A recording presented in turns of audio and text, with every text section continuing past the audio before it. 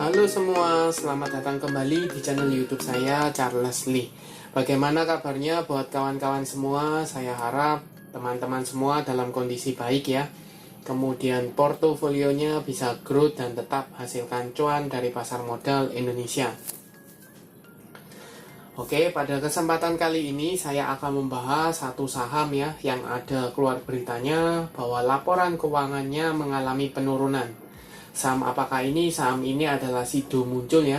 Kebetulan kemarin atau beberapa hari sebelumnya saya sempat buatkan video untuk analisa saham Sido ya. Cuman ini ada keluar berita bahwa labanya tahun 2022 itu mengalami penurunan.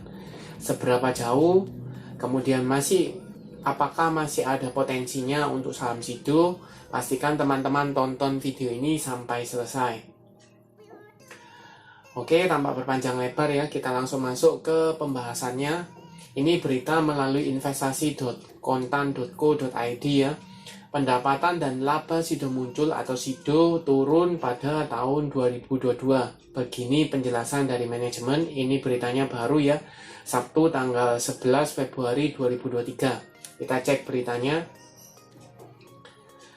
PT Industri Jamu dan Farmasi Sido Muncul Tbk atau Sido mencatatkan penurunan kinerja sepanjang tahun 2022. Penjualan dan laba bersih Sido kompak melorot ya, masing-masing turun 3,98% dan 12,69% secara tahunan ya.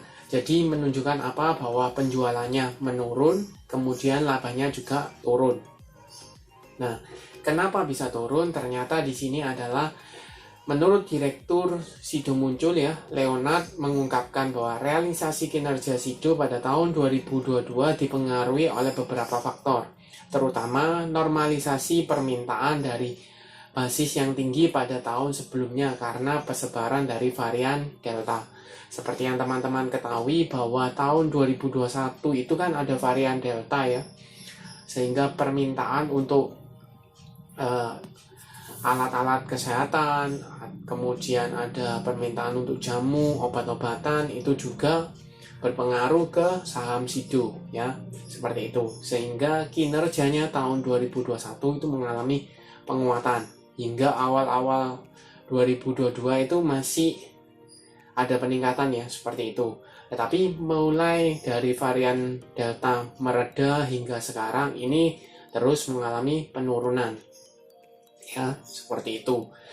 Nah, kita lihat dalam pertumbuhan jangka panjang, Leonard menyampaikan bahwa Sido masih membukukan pertumbuhan CAGR ya pada laba bersih sebesar 2 digit selama 4 tahun terakhir. Memang kalau dilihat teman-teman cek ya, 4 tahun terakhir ini cenderungnya dia mengalami penguatan ya. Walaupun kalau dibandingkan tahun kemarin, saham Sido ini atau laba dari kinerjanya mengalami penurunan. Ya, seperti itu. Nah, kita kembali ke chartnya. Untuk chartnya, saham Sido masih di kisaran 800 ya. Sempat dibuka di atas ya 805, tetapi dia ditutup di level 800 ya, mengalami koreksi tipis seperti itu. Nah, kalau dilihat ini bisa dikatakan atau ada potensi bahwa saham Sido ini break dari EMA 200-nya ya. EMA 200-nya ada di sekitar 790-an ya. Jadi bisa dikatakan dia mencoba untuk break. Teman-teman bisa pastikan apakah besok Senin saham Sido ini masih bergerak di atas level 800 ya. Kalau masih tertahan di area level 800 berarti jelas menunjukkan apa? Menunjukkan dia ada potensi untuk perbalikan arah ya. Karena teman-teman bisa cek EMA 50-nya sudah mulai mengarah ke atas kembali. EMA 50-nya ada di 760 ya. Kemudian garis MACD juga mengarah ke atas. Apakah di sini jelas ada akumulasi? Kita coba cekkan broker summary-nya ya. Ini saya coba cekkan 1 minggu untuk Sido. Ini jelas ada akumulasi cukup masif ya. Oleh AK, CP, KZ, OD, dan DP ya. Harga rata-rata teman-teman bisa cek ya. 790-an jadi under 800. Kalau dilihat posisi sekarang apakah masih untung? Sebenarnya sudah cuan ya, atau bisa dikatakan masih harga modal ya, bagi di harga modal. Jadi kalau teman-teman punya di harga sekarang, kurang lebih harganya teman-teman adalah harga beberapa broker yang akumulasi seperti itu. Nah, teman-teman mungkin bertanya, apakah sekarang waktu yang tepat? Kalau menurut saya, bagi yang belum punya saham Sido, teman-teman bisa wait and see ya. Kenapa?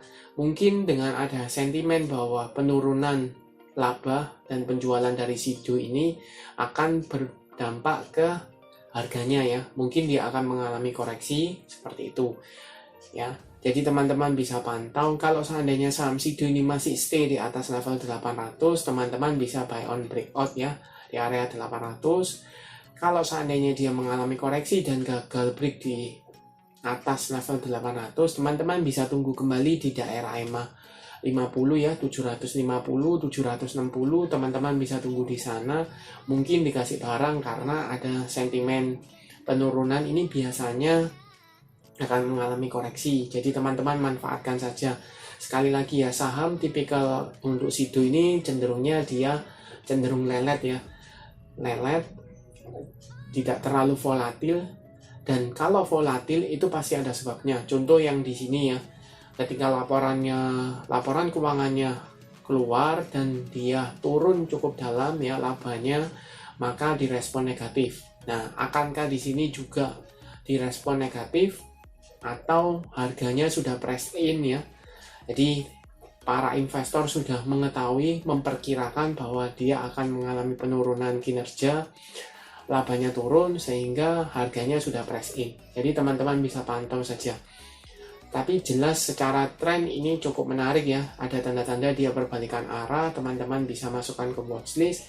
Buat teman-teman yang sudah punya, sekali lagi ya, buat teman-teman yang sudah punya bisa pertimbangkan sesuai target masing-masing ya. Kalau seandainya teman-teman mau swing trade, bisa pertimbangkan di area level 800 ini ada area resist. Mungkin bisa pertimbangkan untuk taking profit ya, kalau seandainya dia gagal break. Tapi kalau untuk tujuannya invest mungkin 2-3 tahun ke depan ya, selama masih berada di atas level EMA 50 ini sebenarnya masih layak untuk di hold ya. Seperti itu ya. Cukup sekian untuk video kali ini. Terima kasih sudah menonton sampai akhir. Jangan lupa like, share, dan subscribe channel YouTube saya, dan nantikan video analisa saham berikutnya. Sampai jumpa.